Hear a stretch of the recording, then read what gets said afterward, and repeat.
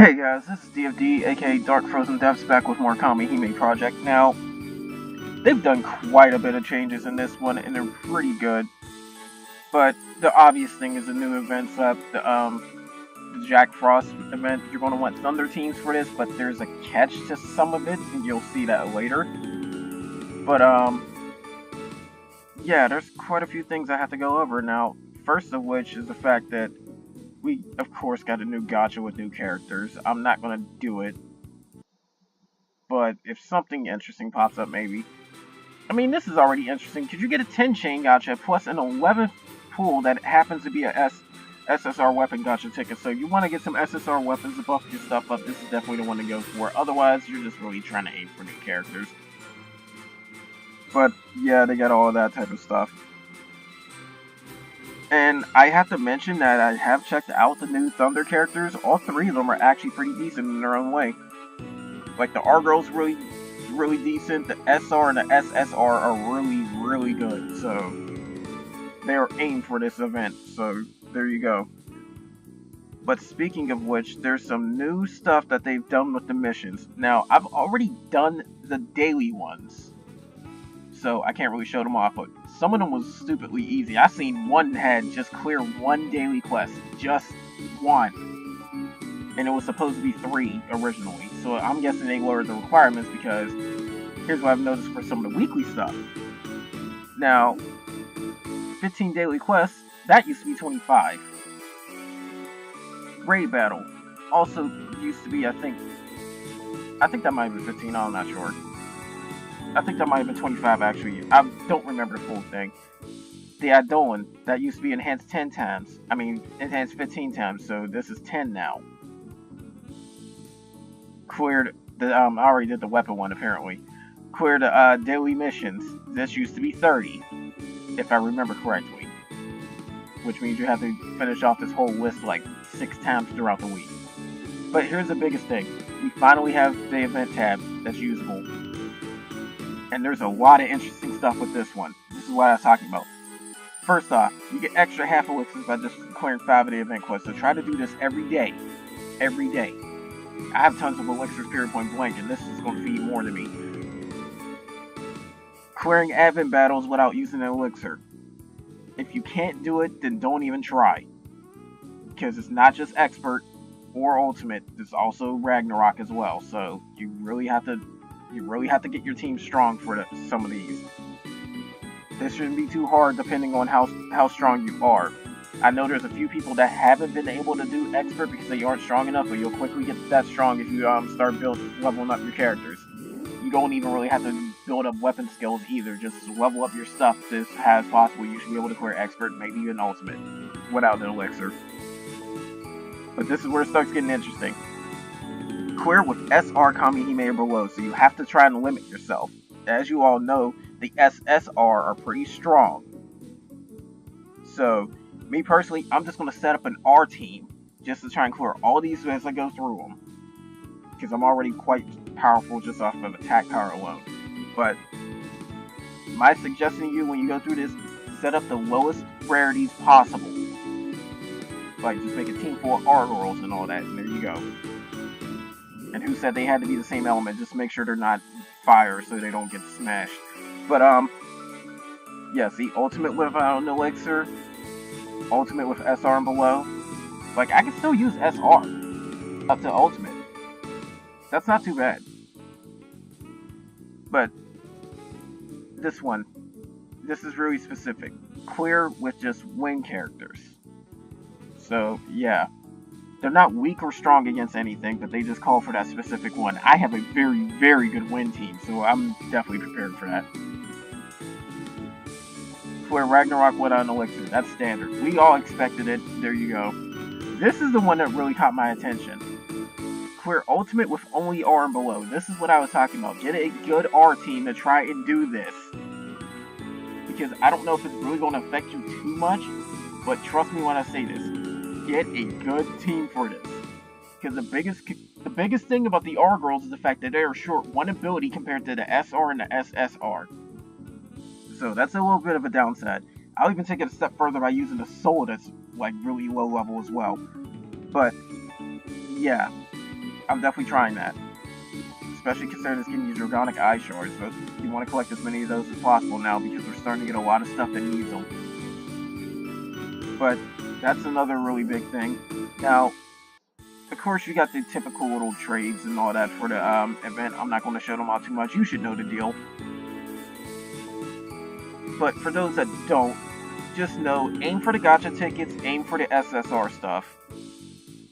And if you can spare it, maybe some upgrade books and soul points. Because those are pretty good too. But going to the actual event itself, I haven't even started. I just went through the storyline. Because this is the biggest thing too about this event. They've given us little storyline segments as well with this one, so that's where this comes in.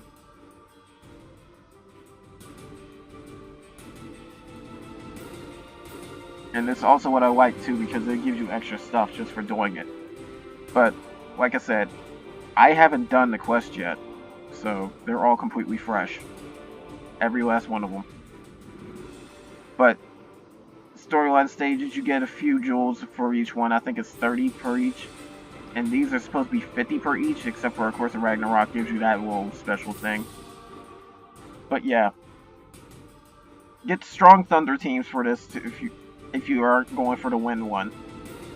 And for that reason and that reason alone, I have to show off my my compilation for my Wind characters, because you'll see that at one point. Because that's what makes it interesting. You don't get the weakness abuse, so you gotta sit and try and like beef up your own attack power or whatnot. Which is why I set these guys up the way I did. Especially considering the fact that I hit the wrong one.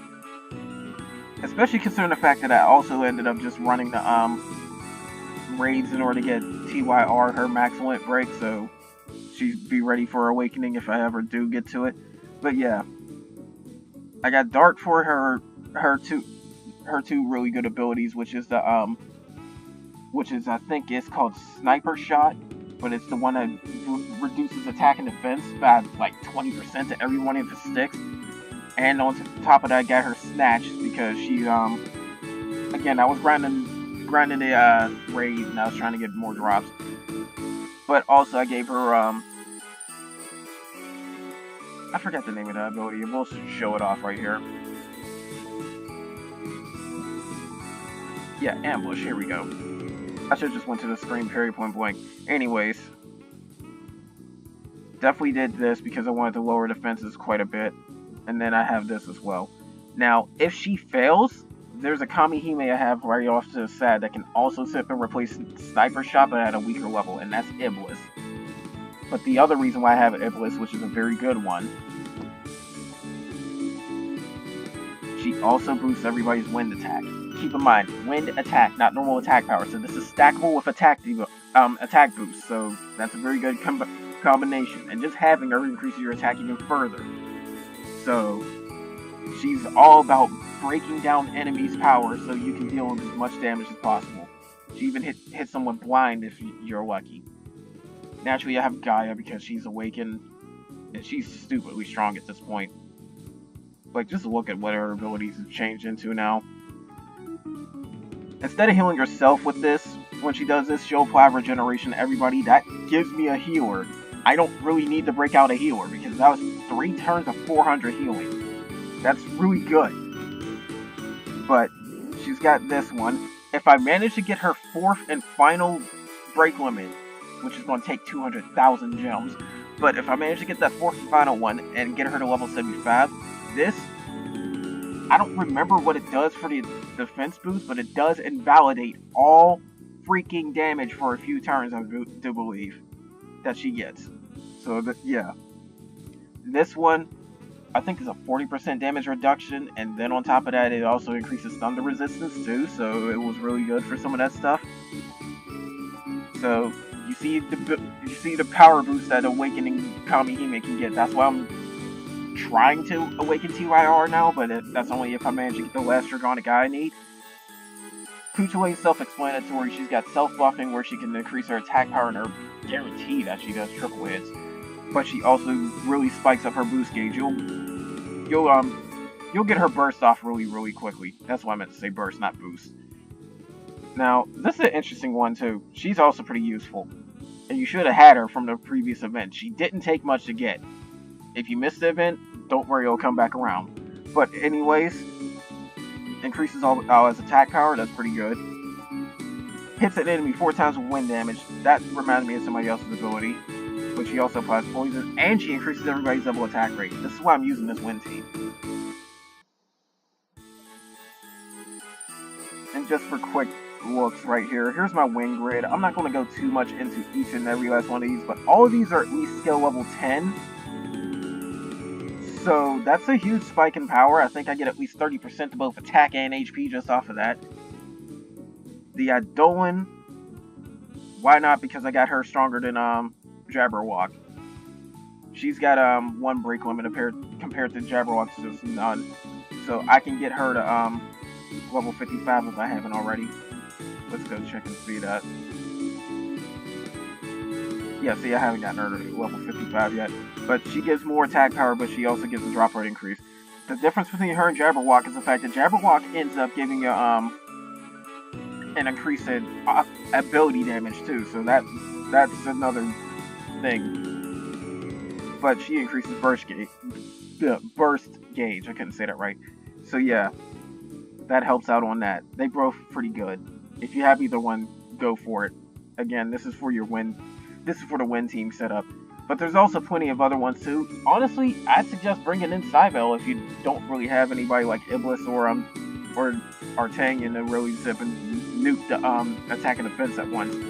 But switching over, and I have a lot of Kamihime, so I got a little bit of flexibility. This is also the other reason why I love building up multiple teams, because of the simple fact that it lets you have some leeway. Now, that should be Morgan, not Artanian. I'm leveling her up just for the sole fact of trying to get her stuff. Because I still got to get this, which forces rampaging on somebody. It can be helpful, especially in the case if I'm sitting up. Like, if I manage to get her to level 15 before I really try to go after the win challenge, which is now a thought, I can stick this ability on Artanian and then sip and throw it at Kuchulain. That is a guaranteed triple with a serious attack power boost.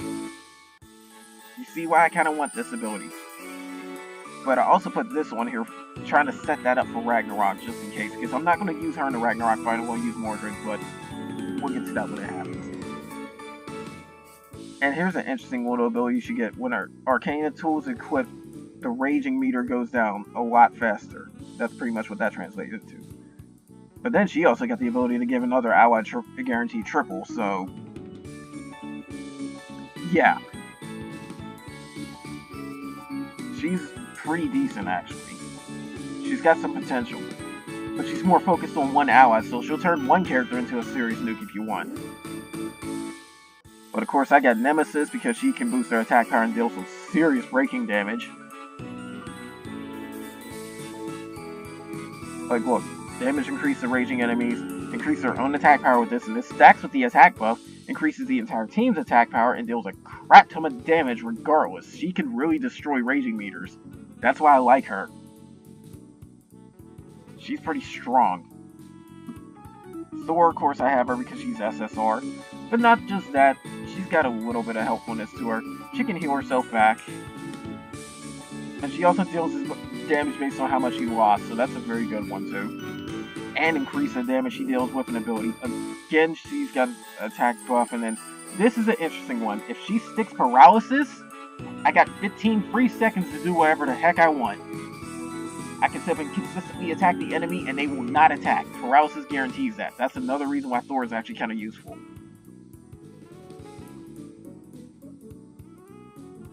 And of course, Ramiel. A lot of people should have tried to pull her. She's just all around good, especially if you're really trying to stick dizziness, because all 3 of her abilities have a chance of doing it. One of them at all enemies. But she can increase your defense. She can zip and boost your burst gauge. She can increase your attack power with the defense. Honestly, if you're not doing the R mission, have Ramiel. And then I've got TYR. She's almost at the point where she can start Awakening. She's like 11 levels away. But even normally, she's pretty good. She can really spike her own attack power. This also does an attack boost as well. Like, it's not mentioned, but Finish Impact also has another attack booster. Because of the simple fact that it's got, you'll see two boosts in attack for the icon. So, this also increases it too. It's not mentioned here.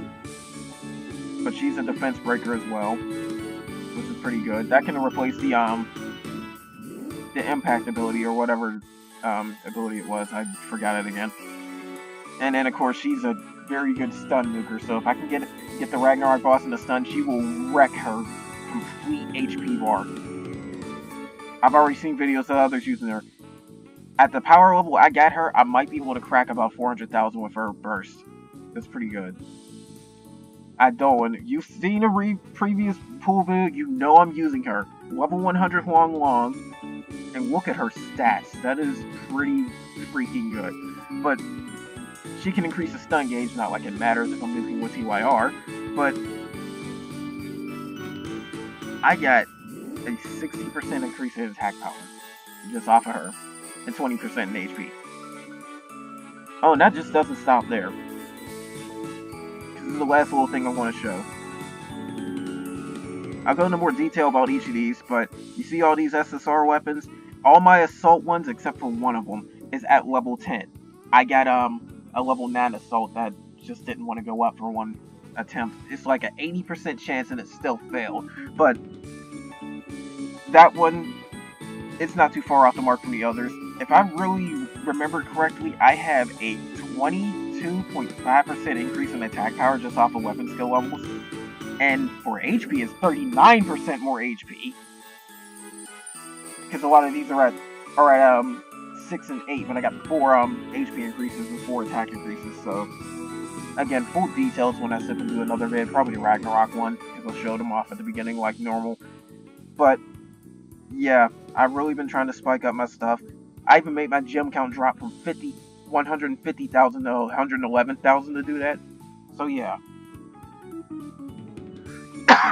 Excuse me. Anyways, that's what I got for this. Now, when it comes to my Kamihime and going for the R-Girls, I will say this right off the bat. You can pull some R-Girls from the normal gem gacha, so spam that if you haven't. Because a few of them are actually pretty good. I know you can get at least 2 Thunder ones from there. So that's something to note.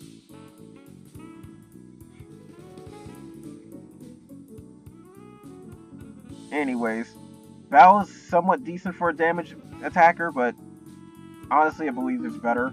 She's free, so there you go. Her mod is really good for it, because she can really sip and spike up her damage really quick, at the cost of making your HP drop every turn. Because she gets a 1-turn buff that has a 1-turn cooldown, believe it or not, so you can do it every single round, but it gives her more attack power, ups her double chance, ups her triple chance, and she also puts a burn debuff on herself that takes out 10% of her HP, so keep that in mind. I forgot what this one does.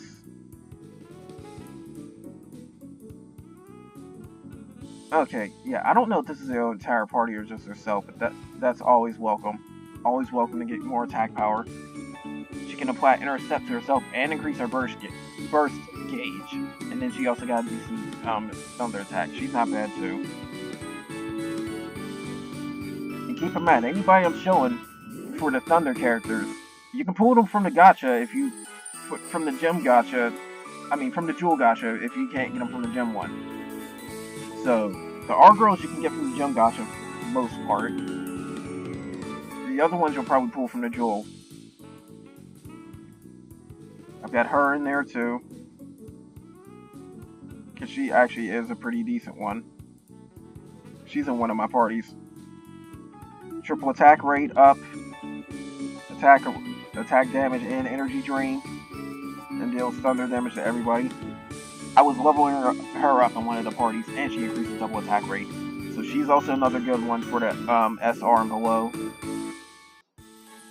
Again, I'm mainly just showing options, just trying to compare. That's why this video is kind of long. Now here's what I was talking about. Actually, I think you can pull all 3 of these from the gym gacha. I'm not sure if you can pull her. She's pretty decent. You will want her.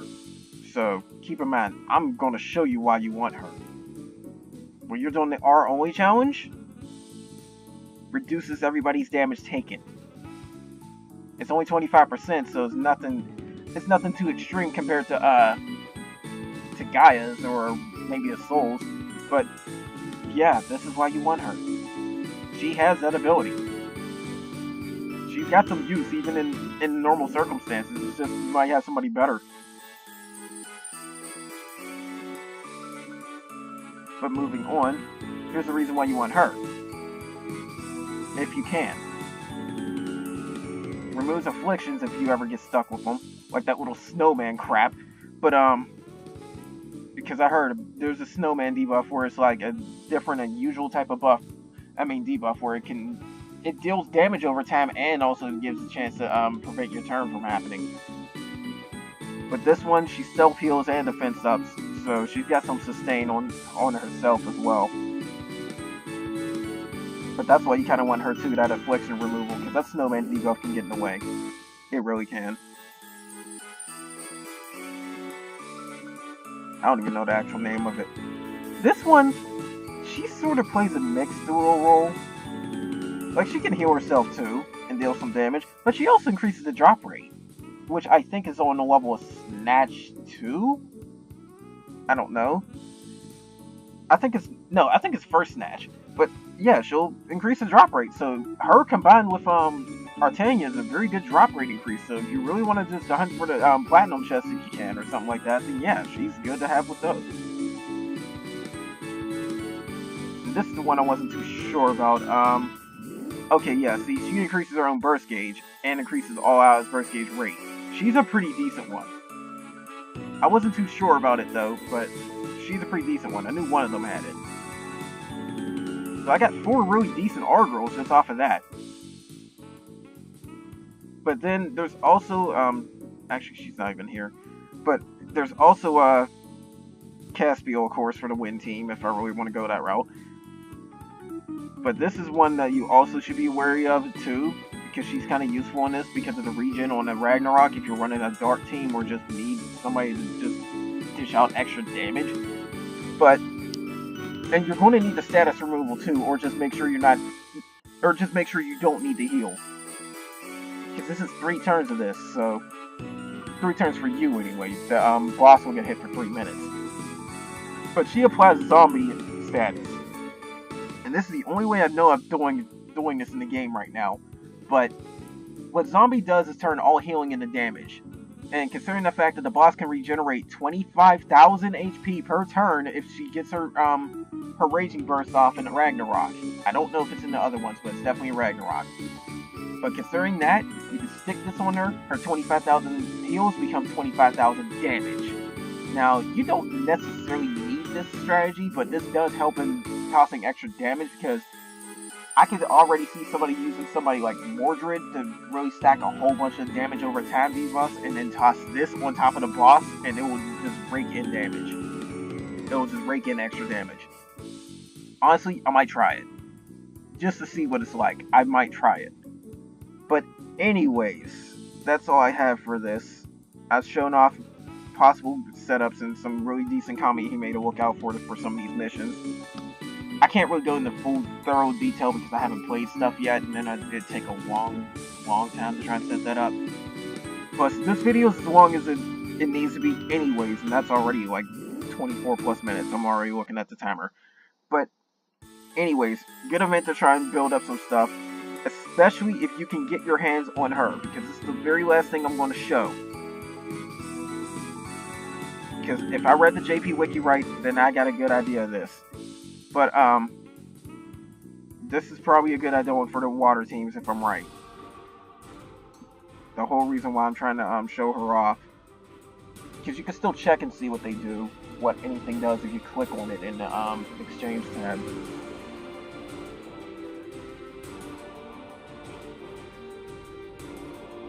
Let's see here. Yeah, here we go. She's right there. Increases your fire resistance and your water attack at the same time.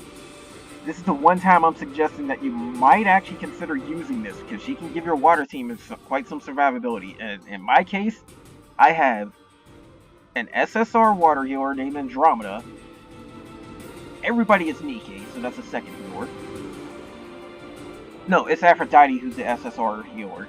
Andromeda's the legendary soul that can also be a healer. I can toss all three of them on there, and there's also another Kamihime I had that's SR, forgot which one, but she applies regeneration. That is a ton of healing and some very good resistance. I can see some use out of that. You're gonna want this girl for all that. It means dropping my Fenrir, but hey, it'll be worth it for a lot of survivability. But that's all I wanted to say. You definitely want this Jack Frost. I'm going to work on getting her to level 100 all the way up myself. So, or at least tip and break limit her 4 times so I can get that on hand. But anyways, that's all I got to show for this. That's a lot of stuff I actually shown for it. I even drained a lot of the burst time right there, but I've already done what I needed to. Anyway, not much more to this event than to just try and grind it out and get the quest done. But that's all I really have for this. Expect some more videos, because of course I do an ultimate one where I tried to run without losing anybody. Hopefully with the R challenge too, so that's new. And then there's also the Ragnarok fight too. I've seen a few Union members mention that they had trouble with this one, so I definitely have to do a video on this. And hopefully without using an elixir. But anyways, that's all I got for this. Expect more pretty soon, and take care.